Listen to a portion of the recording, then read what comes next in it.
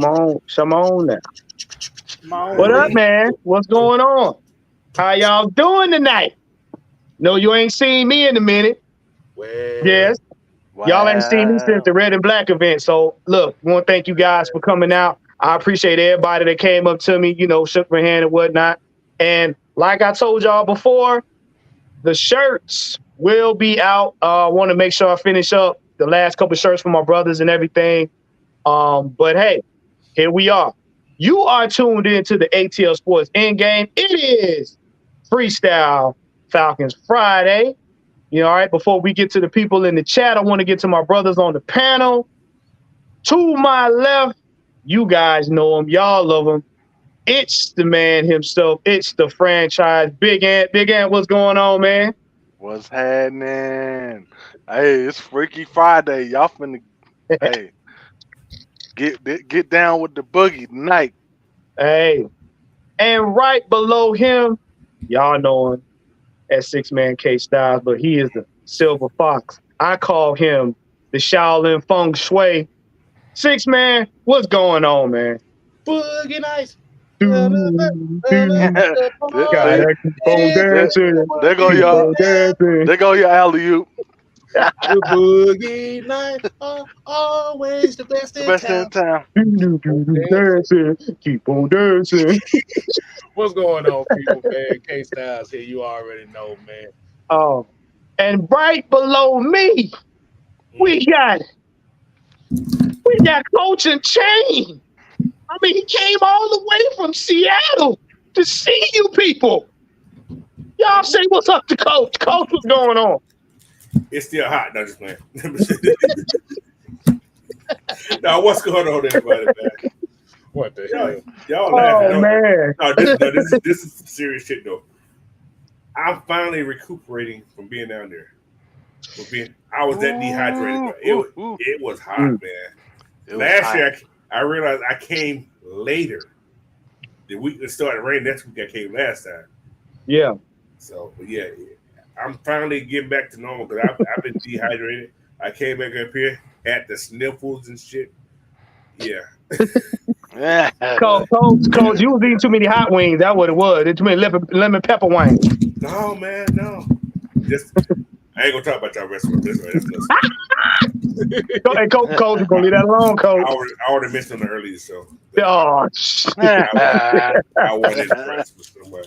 But guess what? I'm about to get to the chat. We got a special person in pole position tonight. She was here since yesterday. We got Miss Pam and we got Hey Auntie, what's going on? Hey Auntie. Hey Auntie, what's going on?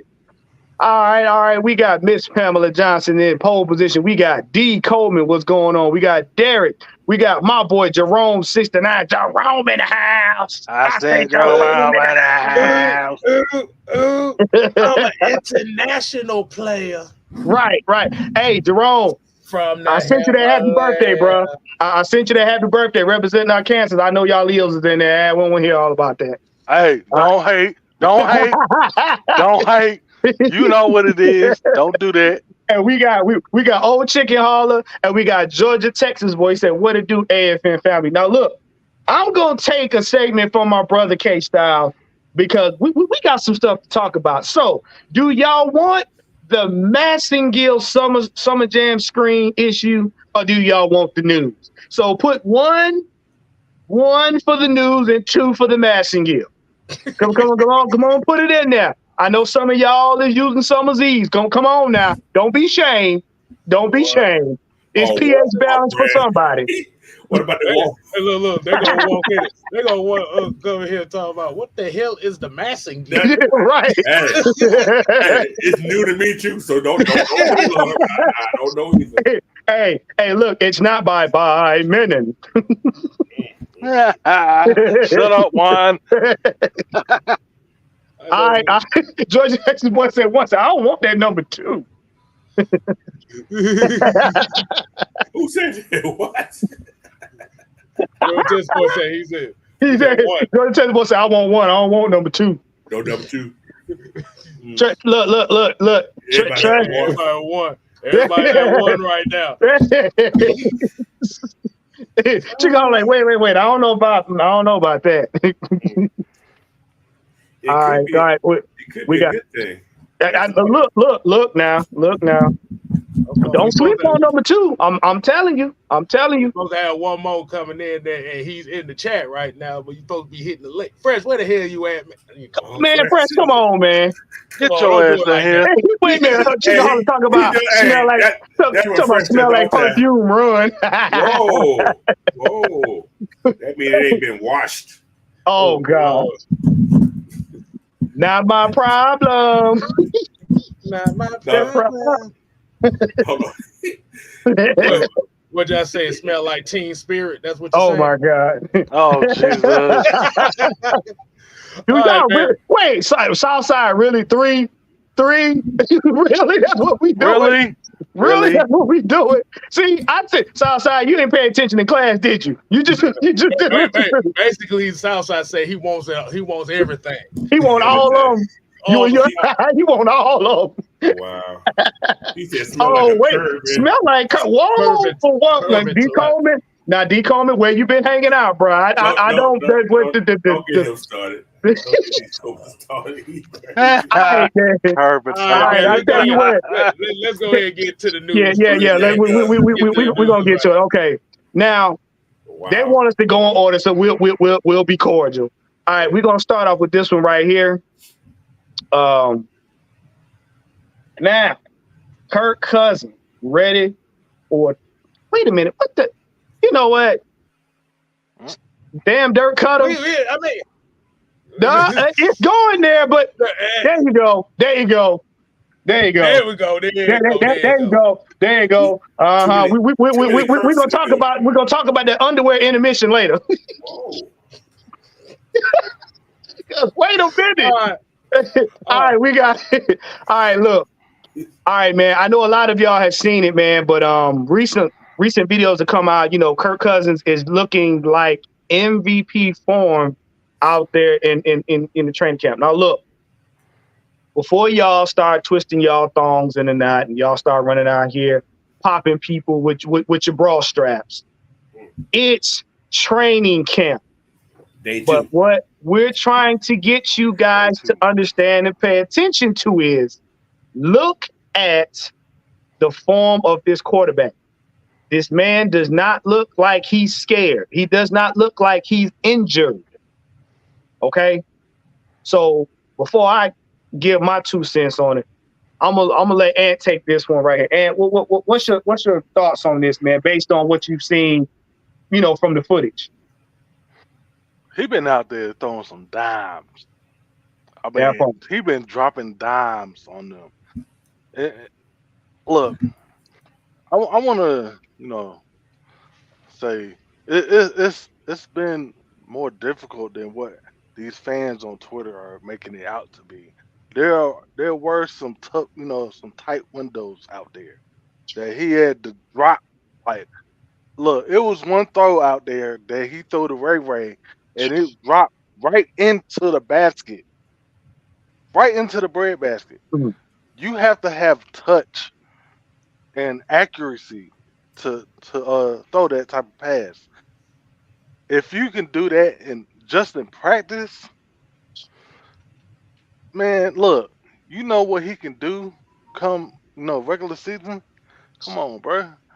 I mean, I'm not saying that we need him to play like a, you know, an MVP, but he's gonna bring that, you know, that type of environment, you know, that type of pedigree here, and that's gonna elevate everybody.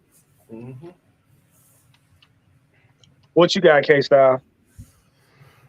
Well, the main thing that we looked at for these training camps in this off season is chemistry, comfort, and like you said, just the rejuvenated energy of the team within itself. Now, when Juan says return to MVP form, what he is, I'm finna translate this for those in the back. Please say that. Please say They can't read. They can't read. Before Kirk Cousins got injured last year, talk about it. he was first in passing yards and passing touchdowns last year. Mm-hmm. So he was tearing it up until he tore his Achilles. So I mean, it's kind of ironic how that just played out like that. But I see what you did there. There you go. But just from looking at the guys around him, the wide receivers. So remember, these are 7-on-7s. So right. Like I said, this don't mean shit but chemistry with the wide receiver and the quarterbacks. Okay. But it's the confidence at that position from a player in that position that's been in this game a long time is what is kind of the biggest difference. Now, like you said, the last couple years, it hasn't worked out that way. You had a couple quarterbacks that may not have been confident all the way, but are trying to feel their way through the season. With Kirk's experience, he's confident. Especially when they told him, okay, yeah, you medically cleared. No pup list for you. Right. Let it rip. Mm-hmm. Now, before I go to Coach, because I know Coach gonna have a nice breakdown on this, I want to talk about Derek's comment. He said Ray McCloud is so far the number 3 receiver, and it's not close to a competition as I expect it to be. Mm-hmm. What I want to let y'all know about these receivers, there's always going to be a mix-up. They have the receivers I believe they want, but they always got to get everybody opportunity to lose the job. What is going to be a deciding factor more so than not is their individual willingness to adapt to what's going on, because they already have a veteran quarterback that's already going to make them look good.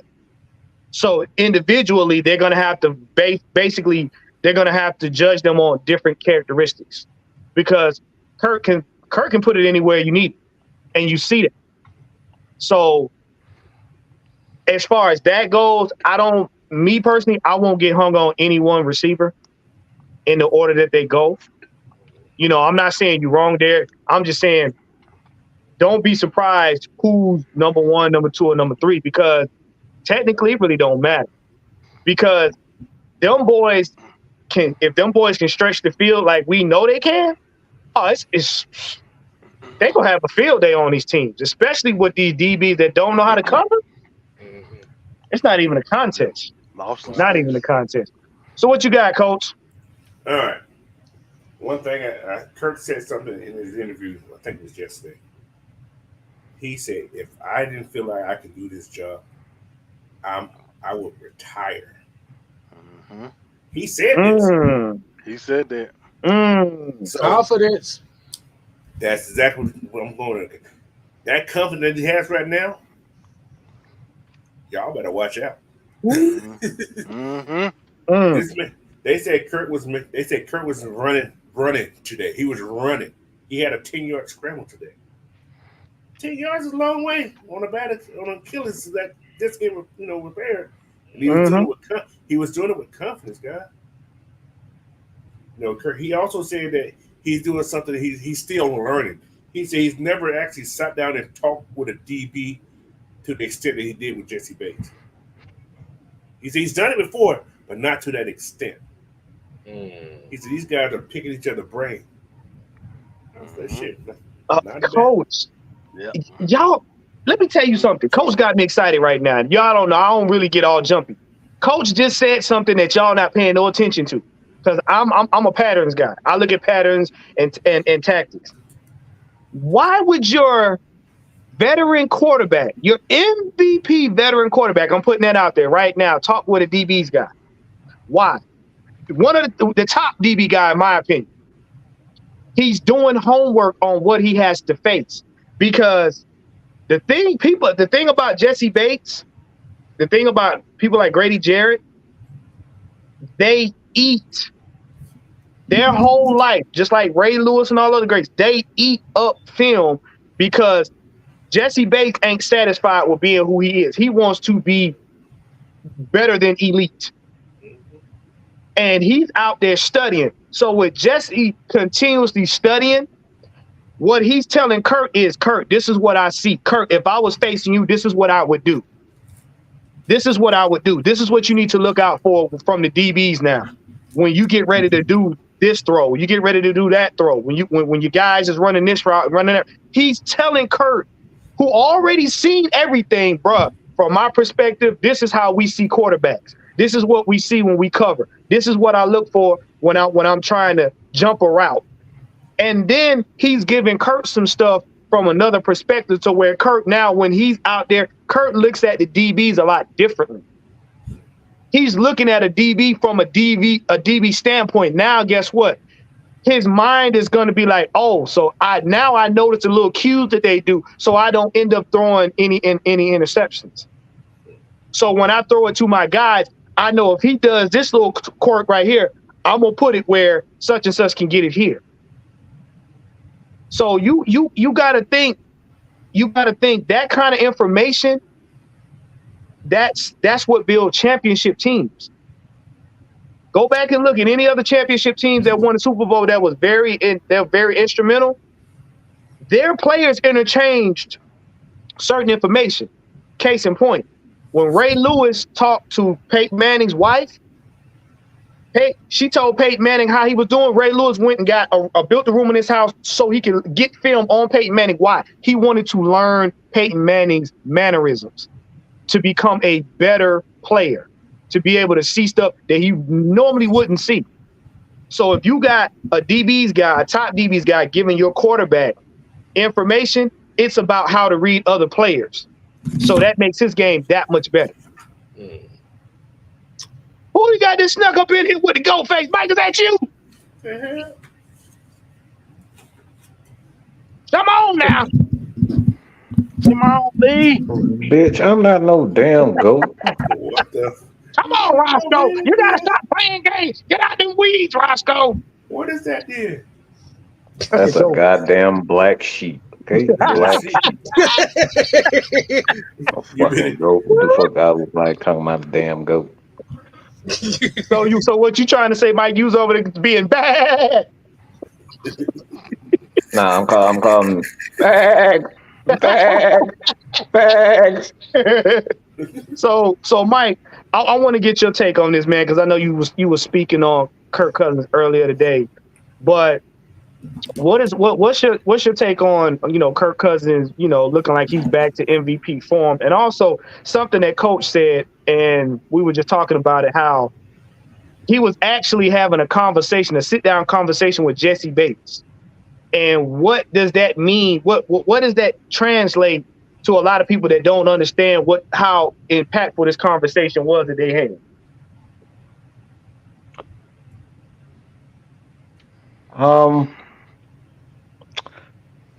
Well, see, the thing is, what people focus too much on is that they focus too much on the offensive side of the ball with Kirk Cousins. Kirk Cousins being the quarterback of the team, it's going to do more good for the defense than it's going to do for the offense. Anybody want to take a wild guess as to why I'm saying this? Iron sharp as iron.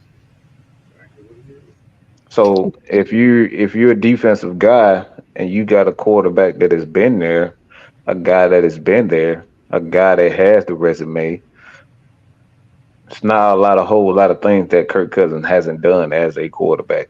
It's not a lot of defenses he hasn't seen.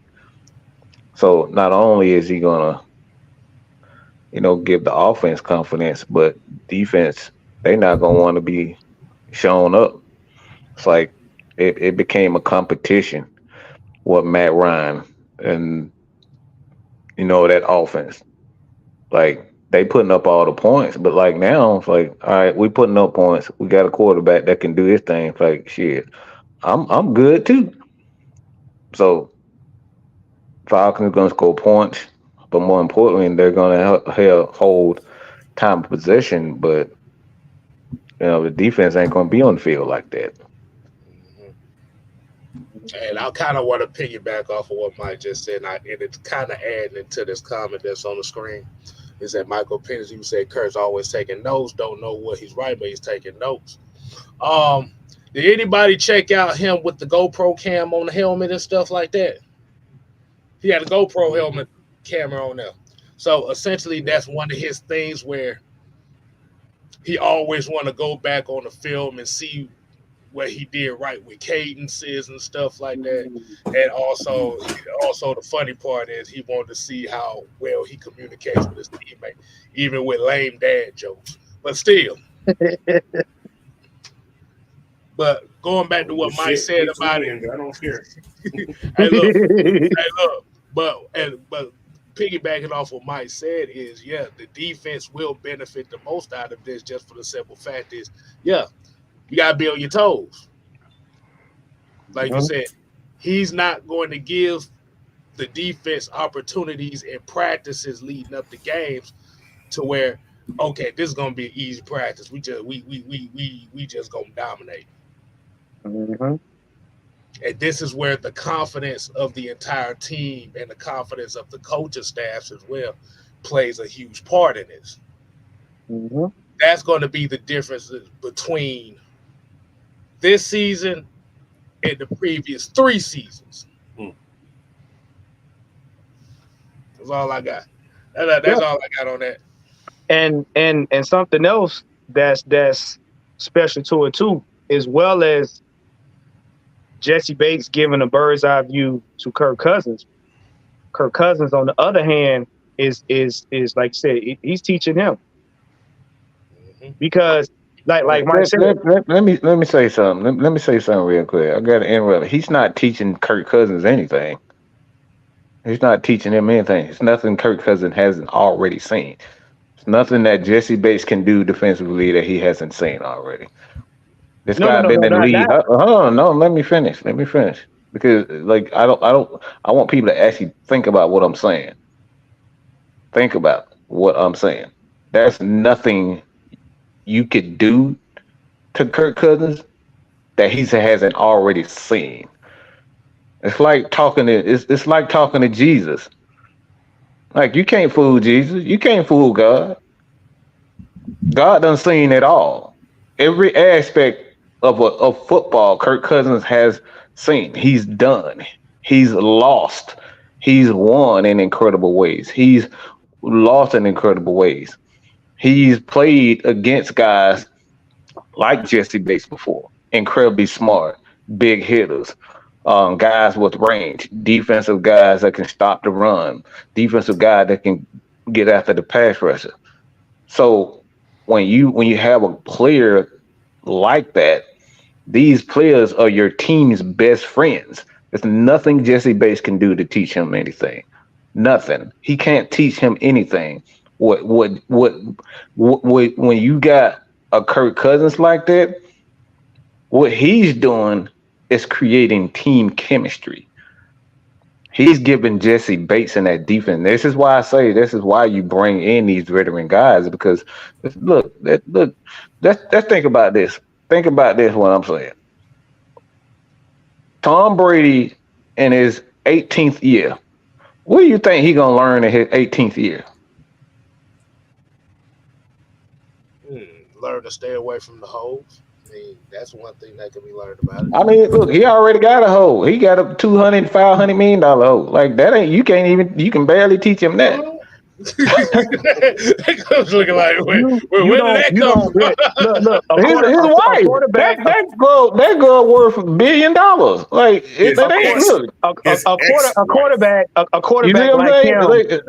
a quarterback like him is not going to learn anything. He's not going to learn anything from Jesse Bates. He's not learning anything. Only that's the reason why I said he will see it from a different perspective, because he's already a veteran quarterback. But each player interchanges stuff, because each player learns habits of other players. So it's basically just a face conversation saying, hey, I see this. Kirk was like, yeah, well, I see such and such like this, and that's all they're doing. Because you say if Kirk been in the league 13 years, he done seen everything. So that goes back to what I was saying. He's not teaching him anything. He's building team camaraderie.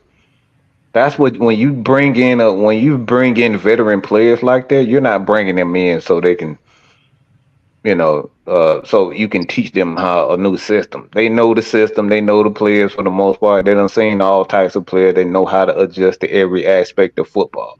So you're not teaching him anything.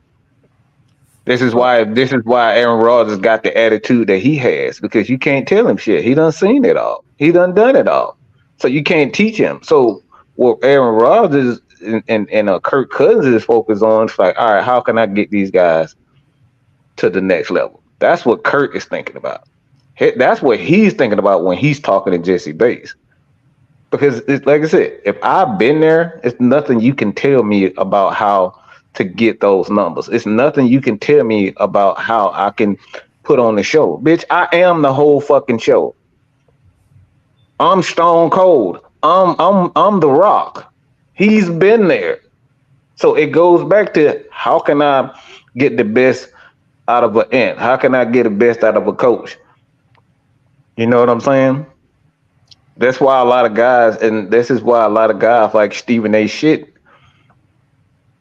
they have such attitudes, is because they cool number one in television,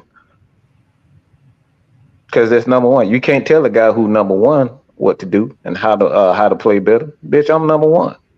I am number one. So essentially, what Mike is saying is, we like you said, we had the lecture version of it. This is the K-Style version of what he just said. Iron sharp as iron, motherfucker. Deal with it. Point blank period. That's what it is. Mm-hmm.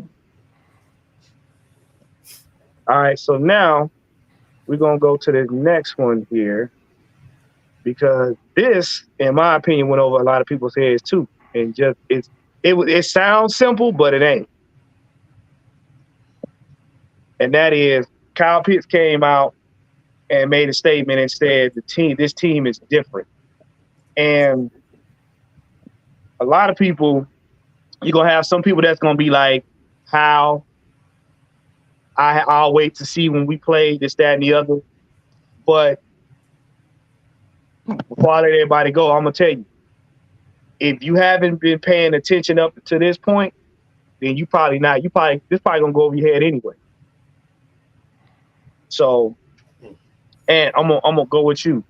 When Kyle Pitts said this, what did you hear? I heard there's a different feeling in that. Ding ding ding ding ding ding ding ding ding ding ding ding ding ding ding. There we go. All right, I got it. All right, we got a $10 spot from Atlanta Falcons Pandemic. Appreciate you, man. He said, when I do my segment, I want y'all to comment. There's one play that Zach has, almost unstoppable. Yeah.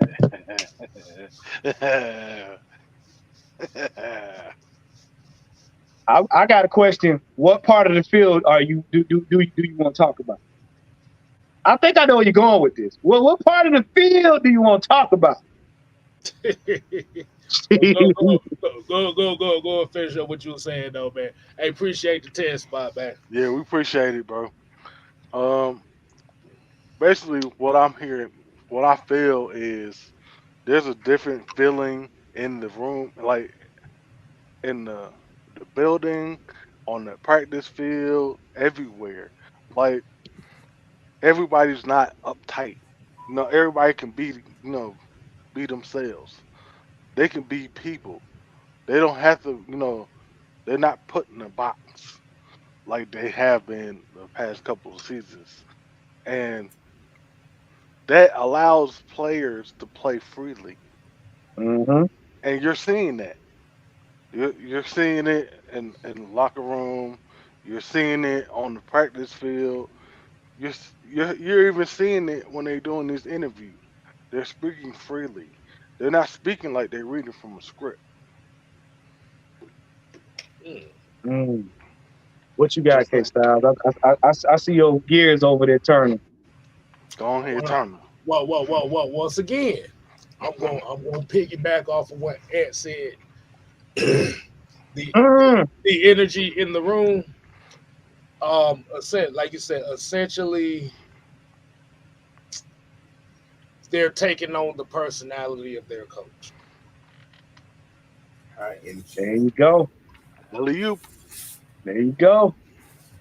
Now, when we see Raheem Morris, and we kind of already know how he is, he's a rah-rah guy. He's a guy that is going to be personal with the players. As far as Kyle Pitts saying that this is a different team, is not necessarily that the team personnel.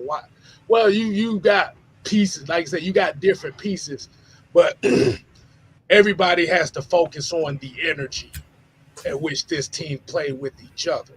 Mm-hmm. Focus on that. We already know the team is different with new players, new wide receivers, new quarterbacks, new pass rushers, and all that. Focus on the energy. Focus on everybody being as one. Mm-hmm. Yep. Because you could break a stick by itself, but when you got 30 sticks in a bundle, you ain't breaking that some bitch with your hands. I'm telling you now. Ding ding ding Ding ding ding. Right. Ding. We got Solo A 199. He said, "I'm still waiting on my plate." We gonna talk to you after the show, Solo.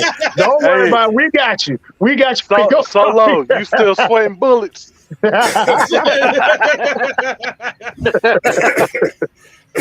palms are getting wet, sweating bullets. Right. But go ahead, K-Styles. Finish up. Let me cap this off like this. When you have a resurgence of energy, now the play is going to be different. That's all I got right there. What you got, Coach? Well, you guys talking about Kyle Pitts said his team is different. Yes, it's different. You have a different force. You have a different type of leadership. You have a leadership that's going to motivate you as well as inspire you to do things. Simple as that.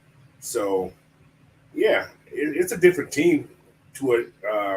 May have some of the same people, but you got a whole new staff almost now. But the whole offensive staff is almost totally new, except probably 2 or 3 coaches from that staff.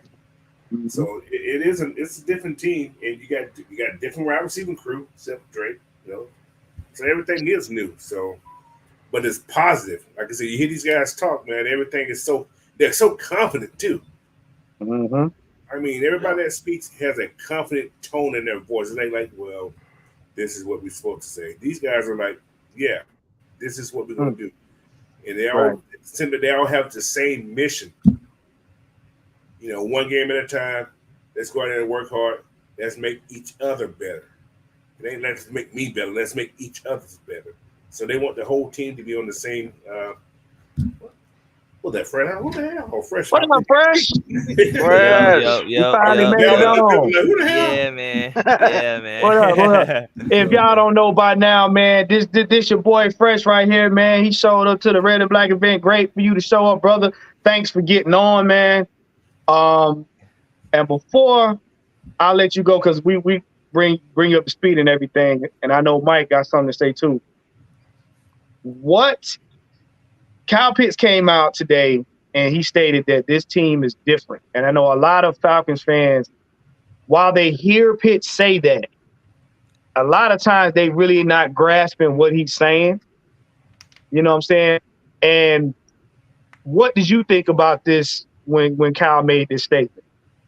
Well, I didn't get a chance to see the interviews or nothing like that just yet. I've been busy doing other things, but I did see that on Instagram. They put a little post out with him.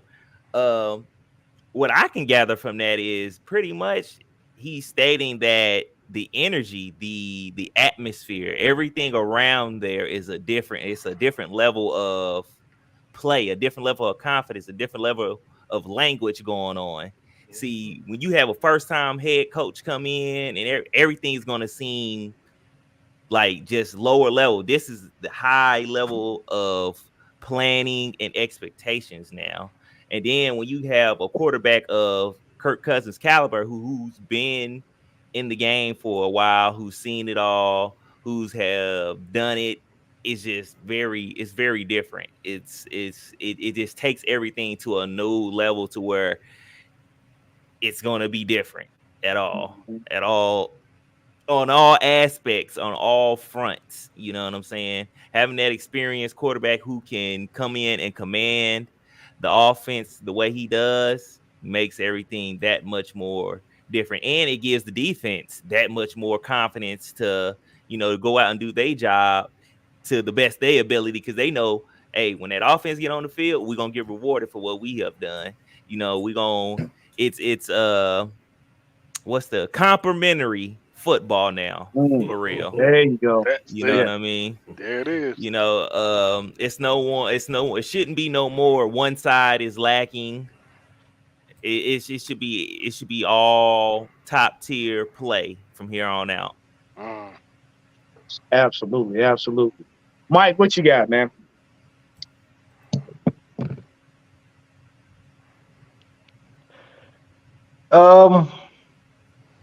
Shit. I ain't got nothing. I mean, y'all niggas talk too much shit. I ain't got nothing else to say. Shit. I will say this though, and for what let me use this analogy right quick as to what he's talking about. They went from going to the club, hoping to get the girl. Now they going to the club knowing they finna get 3 of them hoes. Now, you know what I find interesting about what he said? And reason why I said a lot of people, this gonna go over y'all heads. The day one that Raheem Morris stepped in the building, not when they announced it, when he stepped in the building, he did 3 things. He set the tone. He gave them he told them their identity, and he told them how they were going to go about creating and maintaining that identity. And the 4th thing, as a bonus, he let it be known, I am not afraid to let you go so that the rest of these guys finish the mission.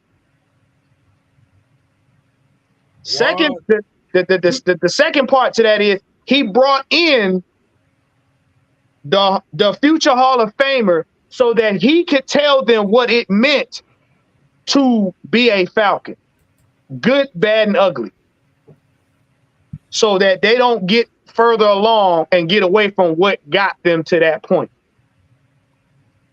The problem with this team previous years, nobody set the tone. They came in with gimmicks. I'm a slightly disagree. I think you got all them bitches off the team. You got a bunch of bitches that just look out for themselves, and they looking out for the next contract. Like the NFL is full of bitches.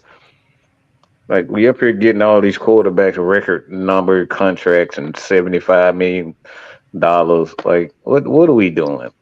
So once you get rid of all these bitches that's focused on money, like, you can build an actual football team. You can't build a football team and you can't build confidence when you got a bunch of people worried about the wrong things. They're trying to hurry up and get to a destination rather than actually learn to get to the destination. Juan, you just hit a gem. You just hit a gem right there. And we didn't even acknowledge it. What is the 3 words? What's the 3-letter acronym that we always talk about? SOB. Standing on business. That part. I'm gonna say something. Right. But you know what? But you know what? I'm agreeing with Mike. We did have to vacate the bitches. Yeah. We did have to vacate because I'm gonna be honest with you. If you really want to get gutter with it, we basically had the red light hoe house in the NFL. Mm-hmm. Who's taking care of the main Literally. expensive hole? The main expensive hole with that number he living on. Yeah, That hole caused all types of division. yeah. Just keep So it real. As much as we love them, but that hole caused a lot of problems in the house. OD. Because what happened was he knew he was the best looking, the most popular, and everybody in that everybody in that camp loved him. mhm. So it's like there's nothing to complain about. And then when you realize that whole gone, and then everybody getting a piece of ass instead of everybody touching that one piece of ass, you Hey, realize like, damn, damn, I do have look. I thought my shit was 12 inches. My I shit mean, 24 inches now. I mean, he was looking for Hawk Tour in all the wrong places. Hey, look. I mean, you be getting all the hot too. Look, yeah. Look. You just got to be real about stuff, man. When you got a lot of people there with egos, it calls the team to look at things a whole lot differently.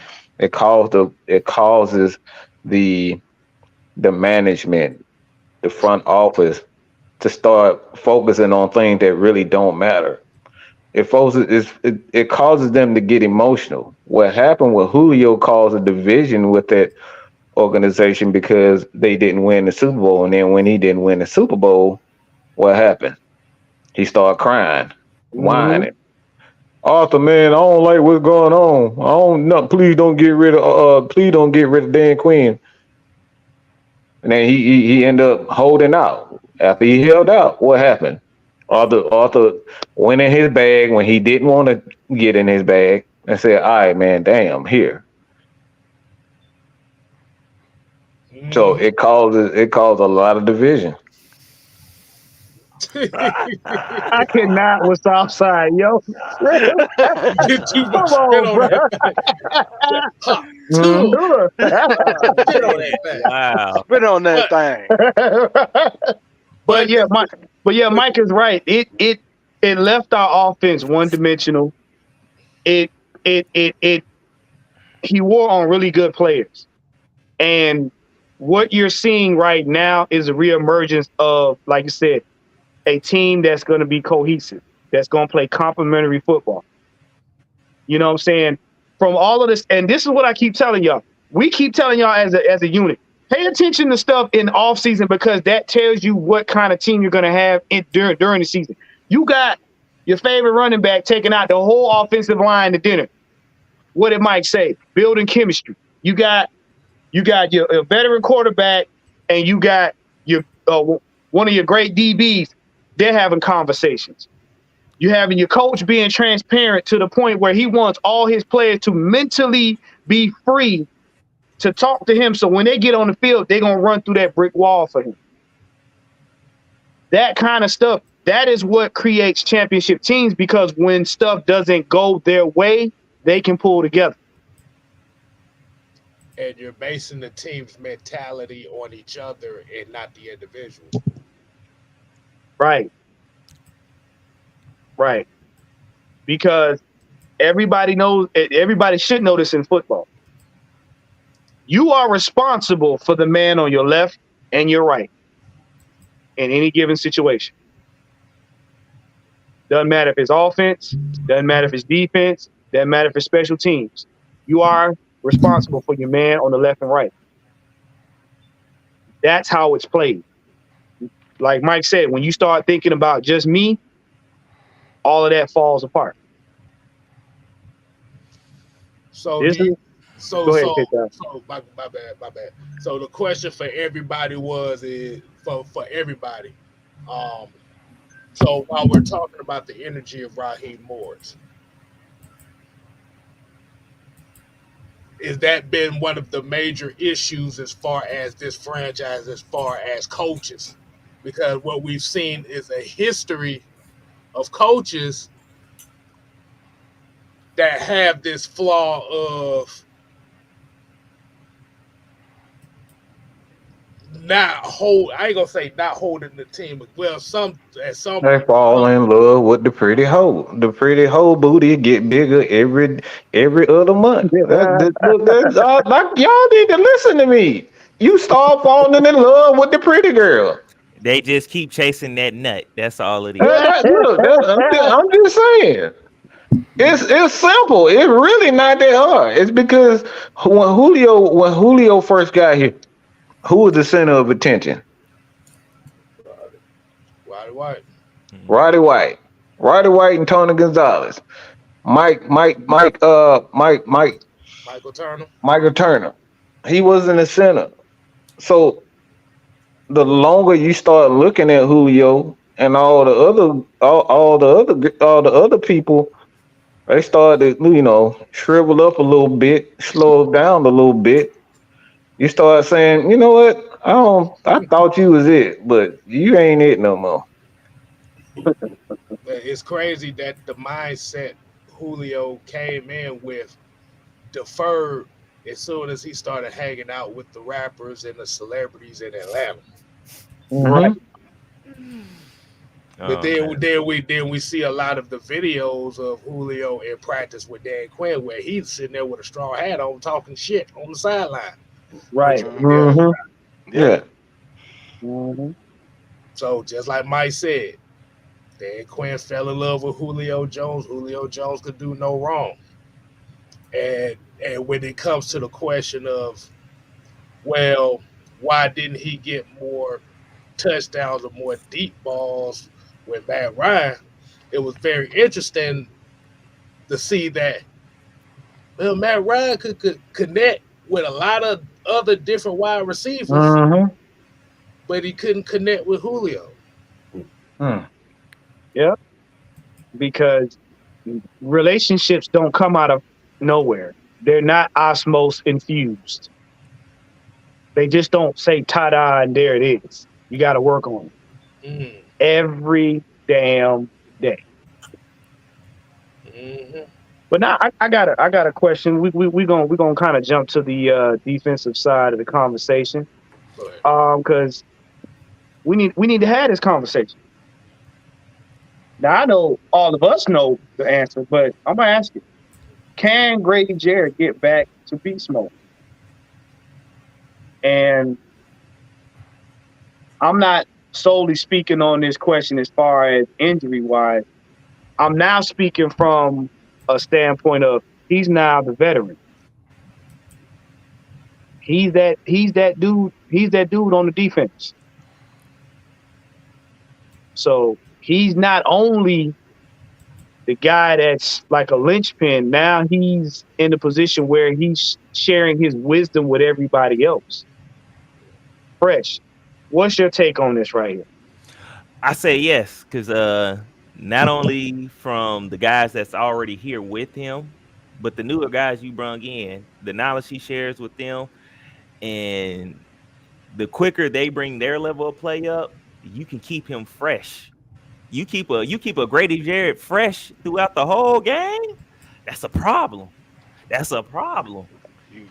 No pun intended, y'all. Right. No pun intended.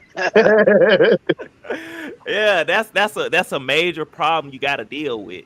It's like teams were wearing Grady Jarrett down, doubling him, tripling him. Like, I mean, he becomes more and more less effective throughout the game. But now you can rotate him out and not lose that same intensity with bringing these other guys in. Now, this is assuming that they are going to play up to standard. But as far as I can tell, I believe in them. I like all the guys that we brung in, even in some of the guys that we had kept, like Mikael London. I really enjoyed him. So yeah, keeping him fresh throughout the game, giving him actual break time, and then being able to sneak him in. Like, oh, y'all thought we forgot about him? Yeah, here you go. Snuck him in there. Now you got to deal with him, and that's just a whole lot of man meat to deal with. So, I'm just saying. Manscaped. You know, hey, Coach, what you got? I don't know. I don't know man meat though.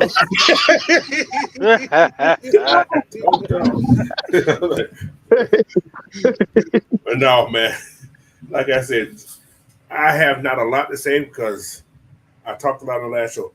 But whatever happens to this team right now, man, we just got to sit back and let it happen.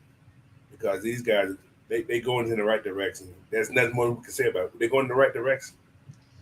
So that's all I can say. I'm just tired of trying to explain to people. So, yeah. You know what? I'm gonna have a bonus question after this because I see something, Mike. I know you see it too, but we gonna keep on going with this right now. Mike, what's your opinion? Because I know it's a rhetorical question, but I know you got something, on Grady Jarrett. Well, what's your opinion on that? I got absolutely nothing. I don't do what ifs. You got to be able to show me. I'll never bet against Grady Jarrett, but you can't. We get way ahead of ourselves saying that guys can return to form when the truth is we all get older, we all get slower, we all get softer. So I'm not gonna sit up here and be a homer and put my meat on the table. no point intended. Mm-hmm. That's brought to you. And that's brought to you by Hamburger. You're welcome. No, everybody put all their meat on the table, and then you wondering why shit. It's Monday and shit. We got Tuesday, Wednesday, Thursday, Friday, Saturday, Sunday. But you don't ate all the meat in one day. When I think Sometimes you gotta wait and see, man. Get a little piece. Hold on, wait a minute. And the Lord thou said, Gotta get a little piece. Hold on, I gotta read my notes. And the Lord thou says, meat on. You know what? Nah. What? Wait, hey, K-Style, what book are you getting that from? Beefalations 1, 2, and 4?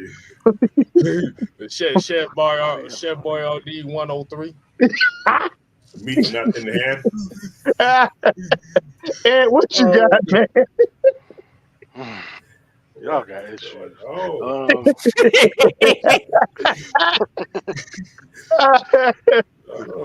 But hey, you know what? I'm thinking like what Mike is saying. Do we really need him to return to that form? Because we finally have help. We finally got help on that defensive line. It's like what me and Coach was talking about on our previous show earlier. Our depth on that front seven is so deep that we're going to have some difficult cuts coming. We have never had this type of problem happen in the past few years that I know of. 3, 4, 5. I mean, it's been a long time since we've had this problem. So I don't think it's necessary for him to return to that form. I think we just need him to play his role. Be that leader. Which is be that leader. That's it. And show them other young cats how to do it. That's all we need you to do. This motherfucker talking about I got that from Galatians chapter Right. 4, verse 60. Right. Now,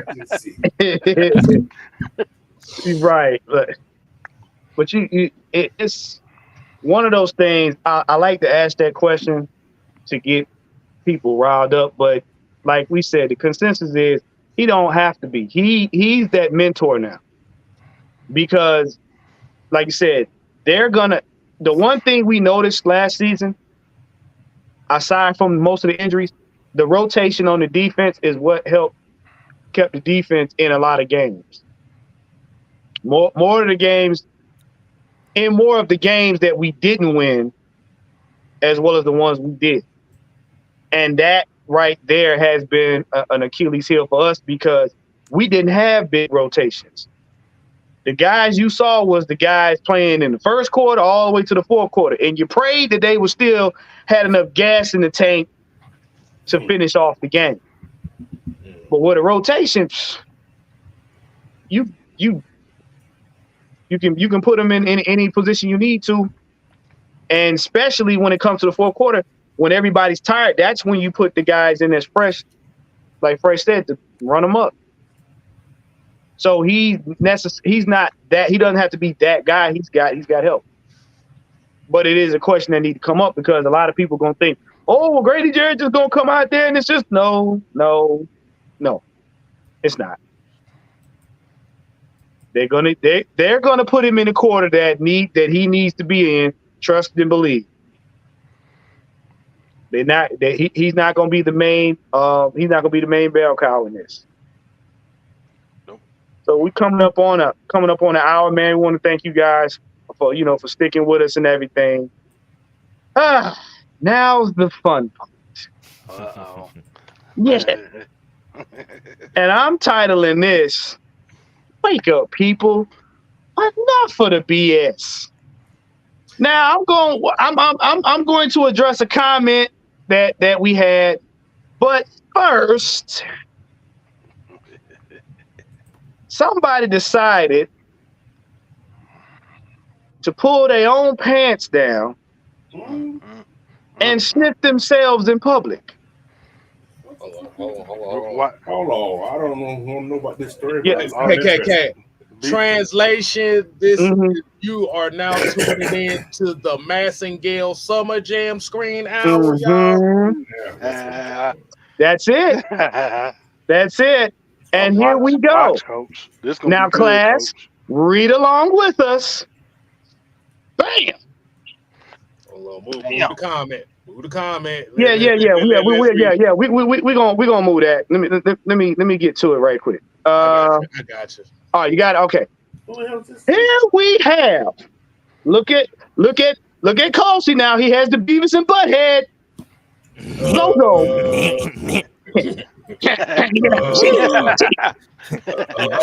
ATL Will, this is for you. You are the Massengale player of the game. Gonna be starting a petition to fire Jimmy Lake by week 5. It's really gonna feel like 2014 again. Can I say something on that? Yeah, Coach. Before be careful what you asked for, because the Republicans did the same thing. Yeah. Now, I want y'all to soak that in. I want that to irritate your panty liners. Yes. See if they even fucking started yet. That part, Coach. Hold on. I gotta do some K-Styles math right quick. Hold on. So, oh shit! You done turned to the side. Calculators out. Yeah. I want to say this from the bottom of my nutsack. It's been 2 days. What in the colonoscopy, colostomy bag, cream soup foolishness is that? I mean, it's just been the same. What are we doing?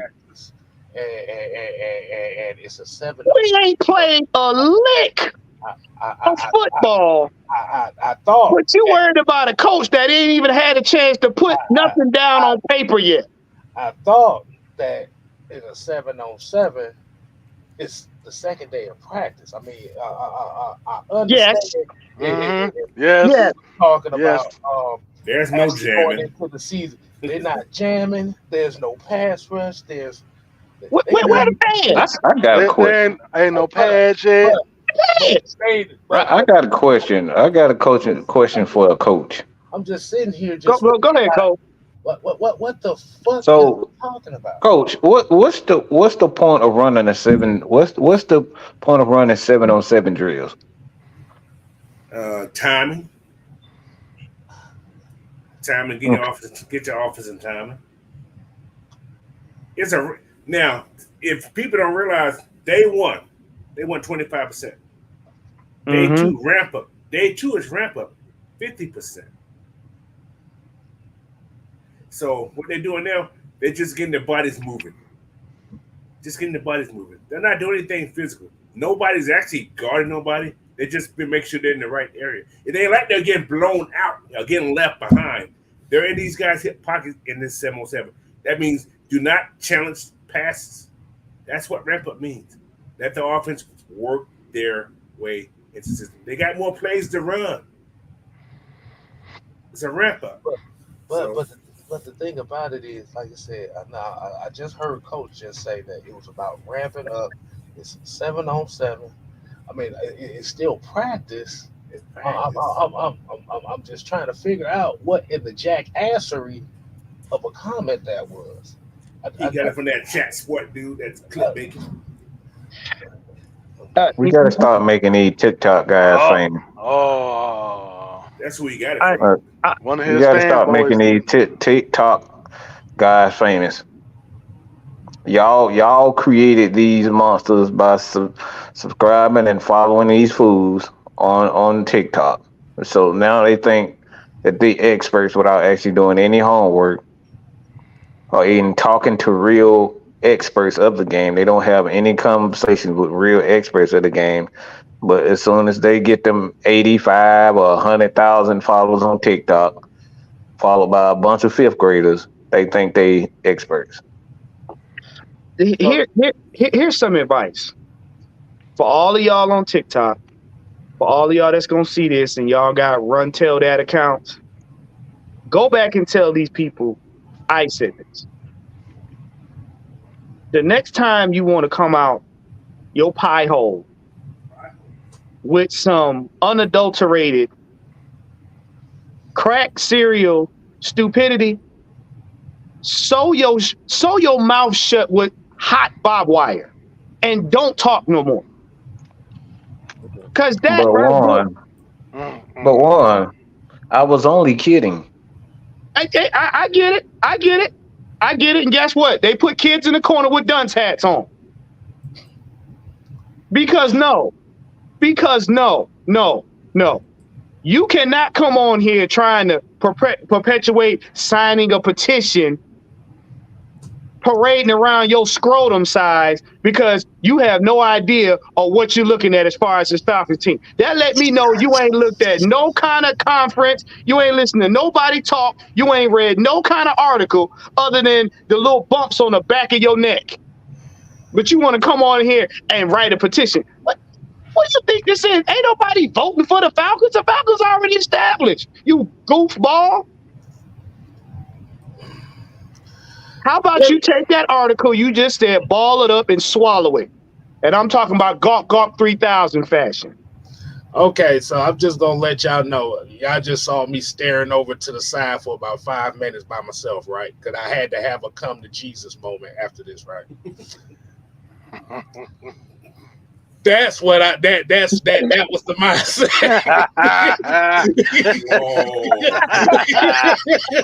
When I saw that. To let you know that. Staring motherfuckerly. Look at that. Y'all that made Samuel L. Jackson's Jerry curl dry up. We talking about firing a guy after day 2 of training camp. After day 2 of practice. This sounds like a bunch of malarkey. What it sounds like to me, what it sounds like to me is this. Yes. That's what it sounds like right there. Oh yeah. You get your powder toast award.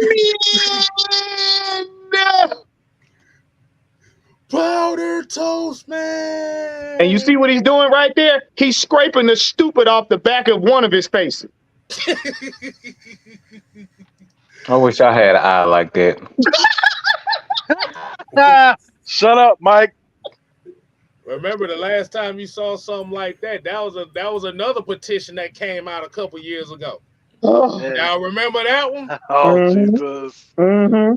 We're not doing this. We're not doing this. Now, I saw something in the comment section, and I want to address this about as tactful as I can. Mm-hmm. Right, Nathan Floyd, right. Oh, I got receipts. Hey, I got receipts. Yeah. So here's the deal. And Matt Mike spoke about this earlier today, and I'm glad the person made a comment. Here's the deal. Penix don't need to be starting right now. Him don't. Okay? Him don't. Mike said it, and I'm going to try to paraphrase as close as I can get it. Mike said, I like seeing him make mistakes. I like seeing this right now. Because what this does, it allows me to know what kind of player he's going to be when he decides to bounce back from adversity. And I'm going to piggyback off what my brother said. You want to see the fuck-ups early. You want to see them when they don't count. You don't want to see them game one, day one. You don't want to see that. He shouldn't be just learning how to be where he is when you get to the game. That's what they did with Bernard with the good hair. They're letting him fuck up now so that when he gets on the field, he understands this is not what I need to be doing. This is what I need to work on. It takes that humility. It takes that ego out of it. It also causes him to slow down, take a breather, and learn to gather himself so he's not trying to quicken fixing mistakes on the field. Everybody that says, oh, I want to see Penix on, no, you don't. No, you don't. You want to be right to people in the barbershop that don't like you. You want to prove people right that you've been arguing with for the last 8 months. Because to see Penix on the field unfinished is to see losing unnecessarily. Not now, before you go, I'm not saying he's a bad player. No, he's not. But he has to go through the rookie process. Remember I said nobody escapes it. You got a veteran quarterback in Kirk Cousins that right now can put up numbers. Let that young man learn. Let him get all he can from Kirk. Let him get all he can from watching the games. He's going to have his time to shine. Y'all niggas want the plant to grow without put the seed in the dirt first. Please, somebody tell me when the last time you watered a seed in your hand and it grew. Please tell me that. Anybody? Anybody? I mean, if you're a golf three, never mind. That's why that's why I left that one alone.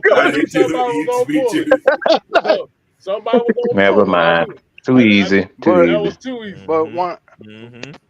Go ahead, Ed. Wow. So, what? If I'm not mistaken, you know, I'm not the sharpest knife in the drawer, but you know, wasn't it last year when people was asking for no, it was the year before when we still had Marcus quarterback, and they was begging and pleading for the Falcons to put in Bernard with the good hair. Bernard with the good hair. Yes. Yes. And just 2 years later, so hold on. You mean to tell me y'all still haven't learned y'all fucking lesson? Now, I'm gonna add to what you said, but I'm looking at this. So, Christopher Boykin, thank you for your comment. You said Kirk Cousins always gets hurt. When? No, he doesn't. He got hurt last season. First time ever. That's Thank first you. time. First major injury. So how is it that he always gets hurt? See, what y'all got to stop doing is y'all got to stop projecting your expectation for him to get hurt so that Penix can show up. I hate to tell you, this ain't an Arthur Smith system. This is a Raheem Morris system, which means that there's not going to be no juggling back and forth. Let me see if I can get it right with the quarterback after this one. No. We're going to do it right the first time the right way. Nobody here knows what's going to happen to Kirk Cousins. Nobody on the field, nobody in the NFL, none of us know what's going to happen. I hope this man has a great season. He can finish out his season and go into the postseason. But there's no guarantee that he's going to be healthy. There's no guarantee that he's going to get hurt. We don't know. And I'm not going to act like I do. But I'm not going to sit up here and say he always, because there's no proof of it. He got hurt last season. I mean, if you just want Penix to play, that's fine. Let me tell you. But let's be real about it. This system that we have right now, they're going to develop the quarterback, and they're going to let the veteran do his job. And if everybody around the veteran does their job, 9 times out of 10, the quarterback don't get hurt. Now, if you want to get technical, he got hurt because his O-line didn't protect him, not because he was negligent. So before you spout out that misinformation, you got to do your homework. You got to do your homework. What is that? Now, Coach, correct me if I'm wrong now, because you got Coach right here. Coach, correct me if I'm wrong if I said anything wrong here. No, you haven't. Let me say it like this. If Michael Penix end up being the regular season starter in week 1, we got problems. We got major issues going on right now. That part. I said something on my show earlier when I was on there. I say the Falcons this year will go as far as Kirk Cousins on paper. I'm gonna put it out there like that. Say it again, Coach. For the ones in the back, say it again. So if Kirk does not have a good season, we're not gonna have a good season. No matter who the hell you put in the quarter. I don't want to see Michael Penix this year. I really don't. If we see, like I said, we see him, that means something went wrong. Terribly wrong. Mm-hmm. And as Juan said, you cannot escape the process. You cannot rush the process. Mm-hmm. Nope. Been there, done that. You know, some of our fans are very impatient. Mm-hmm.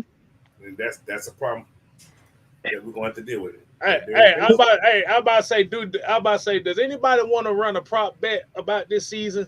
A prop bet.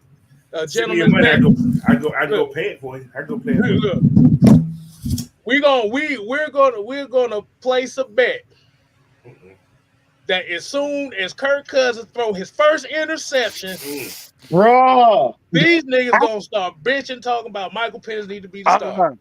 I'm gonna take it further. His first incomplete pass, they're gonna be calling. First incomplete pass. Yes. Wait.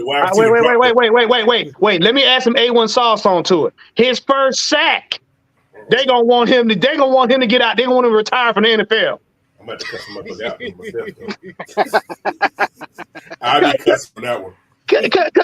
Look, because here's what people got to understand, and we keep saying this all the time. Raheem Morris, when you become a head coach, and Coach, you can vouch for this, when you become a head coach, you have to do research. You do research on the quarterback the team wants to get, because the owner and the general manager have to come to you too. You got say in it. When Raheem got here, he did his due diligence, but he also went back and looked at what messed up.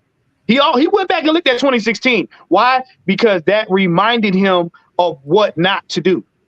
So when he came in with that tone, he set the tone, blah, blah, blah.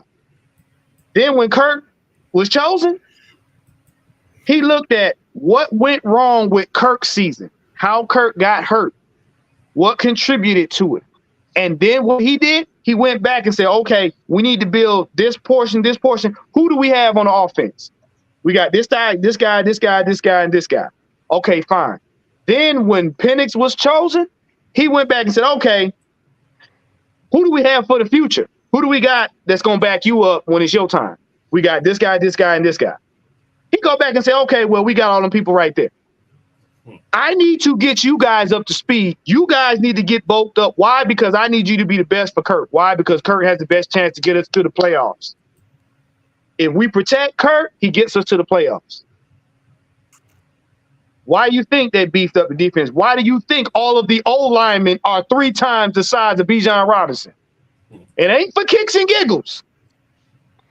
It's to make sure that when Kirk is in the pocket, nobody touches him. Tickle me. Because they looked at his past numbers and said, if this man got this many touchdowns in this many games unimpeded, What do you think is going to happen when he has a O-line that nobody can really barely get to him? What do you think he's going to do then? He's going to shred a lot of teams because he has a locker room full of guys that damn nigga just throw their hand up in the air and just catch the ball. That's a problem for everybody else. So why wouldn't I want to beef up and protect him? He got hurt because he was not protected. Any quarterback that's under duress, running around for their life, eventually will hurt something. A knee, an ankle, an elbow, a shoulder, anything, a thigh muscle. I tell you what, how about we put you in the field with 4 300-pound men that can run a 4.1, and you tell me how your body react when you try not to get hit. You let me know what's going to give out first. What you saying? They need to bring back pros versus Joes? I mean, literally, I tell you what, go out in the parking lot and have somebody chase you around with 4 Yugos, and you tell me how you feel. You tell me if you don't rip an ACL or tear your Achilles trying not to get killed. Same thing. Hey, little Southside say Kirk will get benched at midseason with a 7-2 record with 18 touchdowns and 3 interceptions. Man, Kirk will have a 1,500-yard game, and no, that one into we can't do that with him. He got to sit down. He got to go. Nah, but we gotta get away from always expecting the worst. That's the problem. Right, man. It's these fucking cowardly, stinking ass content creators that's out here doing all this bitching. They playing y'all. As soon as y'all realize that they playing y'all, just take a look. Nobody said anything about our quarterbacks actually looking good and completing almost all of their passes. Mike Penix literally was pretty good at throwing today. He missed 3 of them. He missed a couple of passes today, 3 passes today. Mm-hmm. And most of them were dropped. Okay? So he was pretty good. Kirk Cousins was damn near perfect. But instead, what we get is guys like ETL Will, and he can come on the show all he want to. Like, I look, we welcome the trouble. We welcome the conversation. So I wish some run tail that would actually go and tell him to come on the show. But like, they play you because they waiting for y'all. They waiting for y'all to click on their stuff just to argue with them. They say dumb stuff because they know that y'all gonna respond to it. They know y'all gonna respond to it. They never respond. Y'all never respond to anything that's cool, anything that was good. We never said anything about how these guys are actually looking or staying healthy. It's always as focused on the bad shit.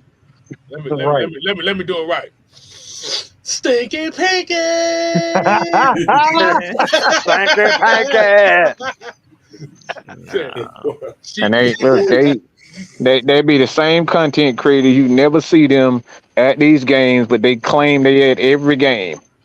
They would live in the city. And they run and duck and hide. They run and duck and hide. And they sit up here and do all this bitching and complaining. Man, Mike, man, you know what? You were really right. Yeah, I know we was right. But you want to say that when you want to text me, you want to text AFN and talk to us behind the scenes, okay? And tell us, Mike, you know, I really, you know, didn't really want to have this conversation, you know, with everybody. I wanted to come to you one-on-one with the man, but, you know, please don't tell nobody that we had this conversation. So Mike, they like the pillow talk, but they don't like to do the man talk. That's it. No, it ain't pillow talking, but they too scared to lay their head on the pillow. They want to bust a nut in the bathroom by themselves and say, "Hey, go clean it up for me." Lay your head on my pillow. These analogies is wild. They is out of this world. I mean, look, I'm not the freestyle king for no reason. Everything come off the top, baby. We just literally just described a porno scene with all these analogies. Man, realize that? Yeah. And guess what? It's airing on Tubi. Oh, enter the Penix. No, you're saying it wrong. And it's the Penix XXX.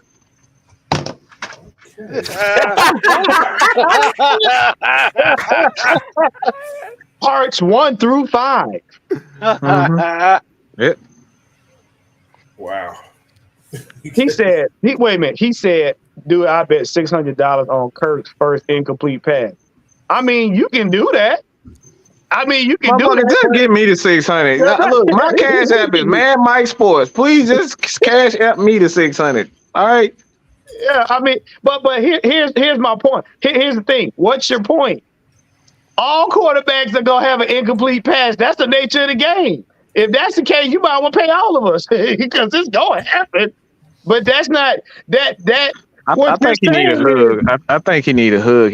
Look, he making the stallion right now. All right, he want to bend over in front of the crowd. I mean, here's the deal. Saying that is like saying what? That's gonna happen. That's part of the game. That's not going. He bending over, shaking that thing right now. That's all he's doing. That's not gonna take away from this man's 13 years in the league and what he's done. I bet $600 on the incompletion. I bet $600 on the incompletion. Okay, so what's the point? But did you notice he didn't listen to the prop bet? He just heard incomplete pass. Right. but I'm saying if you gonna bet that, look, bro, go ahead and pay me right now. I know what's gonna happen. That happens to every quarterback. You got 31 other teams that's gonna have the same situation.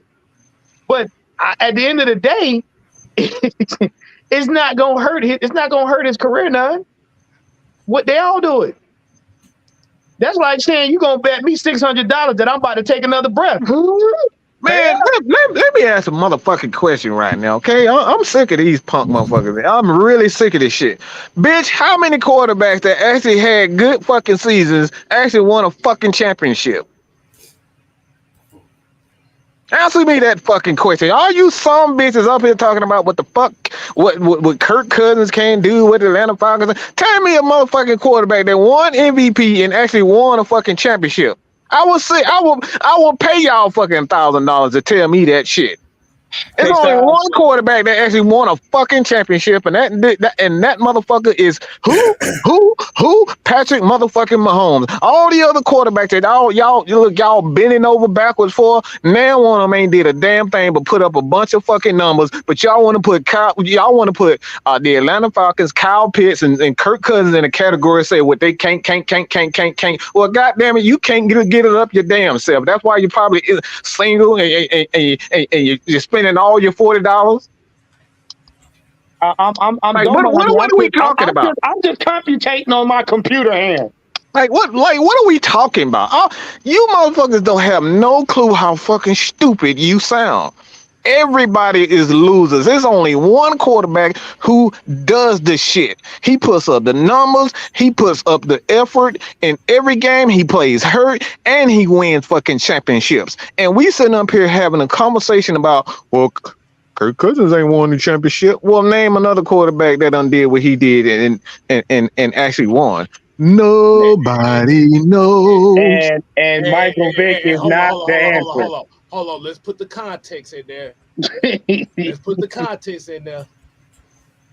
Of the current generation.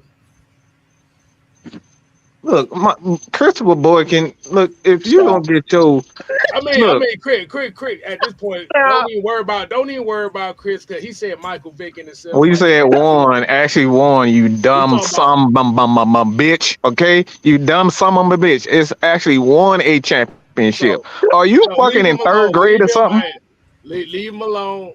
Nah, what the fuck? I'm gonna leave him alone. This bitch came on here talking this goofy shit, and he telling me to leave him alone.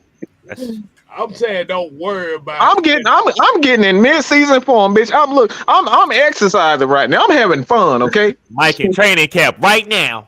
Goddamn, I'm trying to keep the peace. Shit.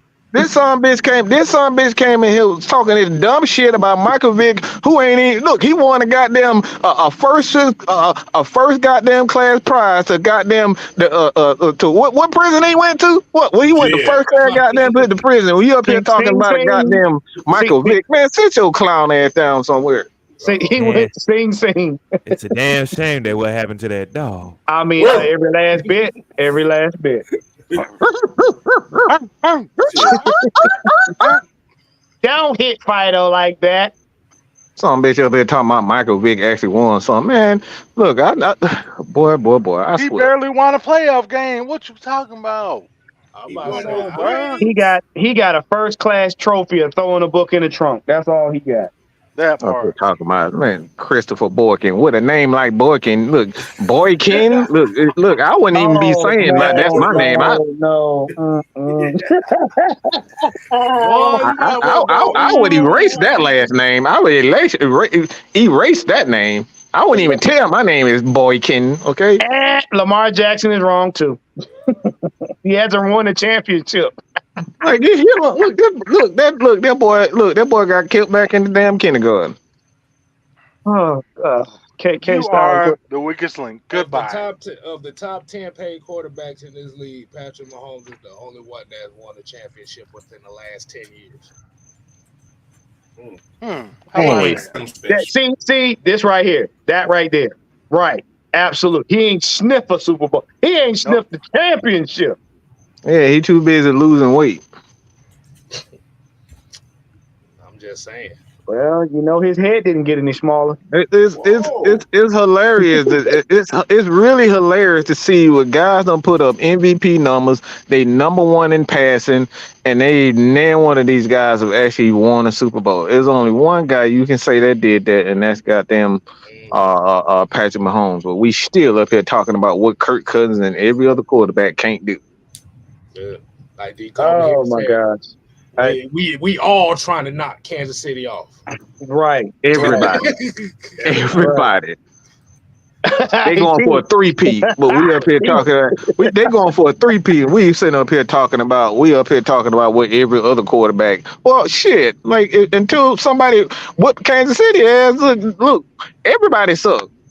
Mike, hold on. Here's a question here. Are we really in the market for a Hassan Reddick trade? So that sounds like a chat sports video they just made. That man wear the same.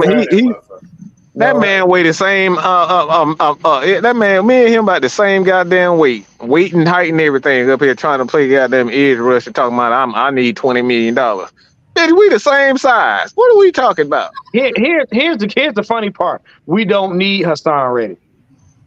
We don't. The only way y'all want Hassan Reddick on y'all team is if you're playing Madden. We don't need him. It's because ESPN said he's free. And look. If Skip Bayless can lose his job for bitching and complaining all them years, they can get a happy shut the fuck up too. Cause no, ESPN ain't even ESPN no more. So why y'all keep looking at it? Don't do that, Skip. It's for retire. Look, it's for geriatric people that's bored at 3 o'clock in the morning. Y'all listen to ESPN for? What have they said in the last 5 years that actually made sense and made anything happen? Not a damn thing. Speaking of that, like you said, outside of Monday Night Football, who really watches ESPN? Nobody. Right. Nobody. ESPN ain't even watching ESPN. Look, outside of some of the WNBA, outside of some of WNBA games and Monday Night Football, who really watches ESPN? But I don't want to look. The last time I watched ESPN, I was watching Spike Ball and Cornhole on the weekend. That lets you know how badly they feel. I'm going to go through all them goddamn commercials. Every time you open the goddamn app on the ESPN app and try to watch a video, you got to watch goddamn 3 fucking commercials before you even see the highlight. I'm going to tell you right now, the last time I watched ESPN like that, Stuart Scott was still alive. Rest in peace. They've been said once Rest in peace. he passed, it ain't been the same. Thank you. So that lets you know that lets you know how much ESPN has done what? Not a damn thing. All that propaganda they be spitting over there. Right. Come on, bro. Look, ESPN is like ESPN is like watching The View. Oh gosh. Damn. I don't even watch that. No, ESPN is like Mel Kiper Jr.'s hairline. It is always incorrect.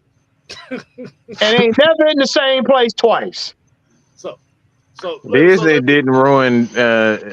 Disney is the owners of ESPN. Disney ain't got nothing because Disney actually understands people. Okay, I'm a huge Disney fan. Why? Because of Star Wars, Marvels. They actually listen to people, unlike ESPN. Let's say Disney ruined ESPN. Now ESPN was ruined way before Disney even bought that. Right. Mm-hmm.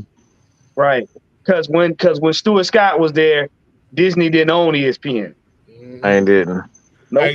Like I said, you remember watching the football program where you got Ron Jaworski and Merrill Hod breaking down plays. You got Tom Jackson and Chris Berman on the Sunday shows and stuff like that. You had Around the Horn, Cold Pizza. Like I said, you had your basketball games as usual. You had some football games, baseball games. You go watch some pool, right? Poker, soccer. But like you said, the correspondence. Table tennis, goddamn. Table tennis, yeah. But the correspondence there was about informing of the sports and being entertaining. Raise your hand if you couldn't wait to watch Sunday football ESPN. I never missed it. I never missed it, sir. Talking about whoop. Look. They had John Madden on there giving you the play-by-play the same way you hear it on the game. And one street ball, y'all. What? Oh yeah. Man, that was my shit. Yeah. If y'all know about the and1, if y'all from the side, y'all know about hot sauce and Spike. Thank me later. Escalator. There you go. Escalator. The professor. That was the baddest motherfucker on the court, boy. Escalator. He was big as hell, but he could throw a dime though. But he was a dime boy. He just Escalade. Look, let me tell you something. I ain't never seen a big nigga make everybody miss like that. Escalade was that dude. Then you find out. Then later on you find out that was Mark Jackson's brother. You like, no the hell wonder. His baby brother, his big brother. Baby brother. Baby big brother. How about right. Exactly. But that's what we talk about. Where if you watch ESPN now, this is what Fresh is talking about. It ain't nothing but propaganda, boredom, and it makes you want to sniff coke. And out of a cereal box. We're gonna. The thing is, man, once you stop listening to the people and you start player watching, that's what happens. You start going down. So a lot of people, journalism, even what we're doing here is basically journalism. So journalism just took a different form. It never really take a different form. Let me say that journalism is journalism, but the thing is, they switched the focus onto themselves versus the people, and that's what ESPN. That's when they went wrong. They started looking at the player versus looking at the fans. Once you start listening to the fans and figuring out, all right, what do you guys like? That's what we're gonna do. That's where they go wrong. They start looking at LeBron. They start looking at Steph. They start looking at, who's going to be the GOAT and all that type of stuff, instead of just putting a bunch of games on. Like we used to get like 8 games in the night on ESPN because they had like 3, 4, 5 damn channels. We could watch basketball all night, but like now, you can't even watch one game without a goddamn 15 fucking commercials. ESPN was one of them damn channels where you literally watch that shit all day All day. and didn't have a problem with it. Listen. They put it on when you heard do. You dropped what you was doing to go in and see what was going on because you didn't want to miss nothing. Exactly. Somebody need to get their crack baby and put him to sleep. Dude, he's a troll. Like I said, leave it alone. He worked. He's a troll. He worked. He That boy got 19 knots on his head. I can promise you. Look, the thing is, this season you gonna see us raw and uncut. Up here looking like Bart Simpson with all them damn knots on his head. Not Bart Simpson. But cool, look, man, I want to thank you guys for tuning in.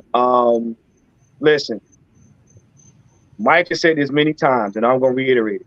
We're going to bring y'all the facts and stats and the truth, and we're going to hit you upside the head with it. Because some of y'all just refuse to breathe oxygen. Y'all trying to do it y'all way. It ain't working. We got a new team.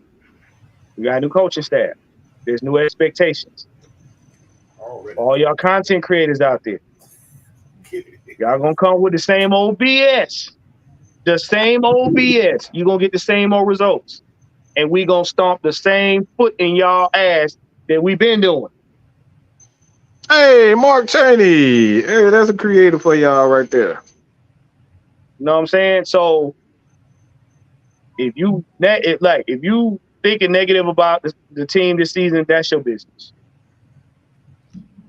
Like I said, hey, look, like I said, my new theme song for 2024. If you mad about anything, guess what? It's not my problem. Right. Right. Problem. Right. Your baby mama. Right.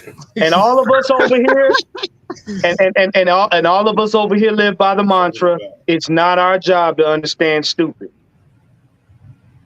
So simple as that. Look, D. Coleman said instead of here's what's going on with the Lakers, now it's here's what Stephen A. Bad Dog and Shannon think about the Lakers. And look. He also said he did his homework. He was telling about that Karjitsu sport I was telling y'all about. Yeah. Fresh, you ain't never seen Karjitsu? No. You need to look it up. It's the stupidest thing you'll ever see. Well, okay. Then also on my phone, I'm sitting here watching professional tag too. So you know. Hey, look. You'd be surprised. If you ain't ever played tag before, you'd be surprised. It's fun. Tag. Yeah. It's called World Chase Tag. It's you actually have professional tag. Yeah. I wish they would have came up this when I was coming out, but I've been one of the greatest. No. This ain't the type of tag that we played. No. You jumping over hurdles and gates and crawling through spaces and stuff. It's one notch. It's one notch above paintball. Yeah, It's basically parkour. Mm-hmm. Okay, yeah. Nah, I'm good. I need my ACL. That requires too much. But look, man. Look. We coming up. Getting close to 2 hour mark. Thank you guys for tuning in. Coach, man, what you got on the bird feeder? Tomorrow, I told you guys I was going to be doing that. I can't remember. Put it right here. Former great college players that became great pros or not. So there's a lot more and nots than there are good. So, but it's going to be fun. Tomorrow's been a fun day. So, because the Falcons got that little thing tomorrow, right? At school. Mm-hmm. So, yeah. And also, like I said, make sure you guys tune in to the Regulators on Sunday, August 2nd. We will be down at the Benz for the open practice. So if you guys want to join us, come up, talk football with us, get a chance to meet us. if you didn't get a chance to meet us at the Red and Black event, this will be you guys' opportunity. Also, Mike, I don't know if you got the link or whatnot, but make sure you guys donate, give a little something. We're doing the AFN, drive for, for the teachers, for the back to school. Like I said, man, all this stuff is going to help the kids and help the teachers and everything for the, upcoming school year. All of that will be appreciated. Get with Mike, K Styles, and they'll give you the link and whatnot. But we truly trying to give back to the community. So that's something that we are trying to do. But hey, man, look, it's been fun.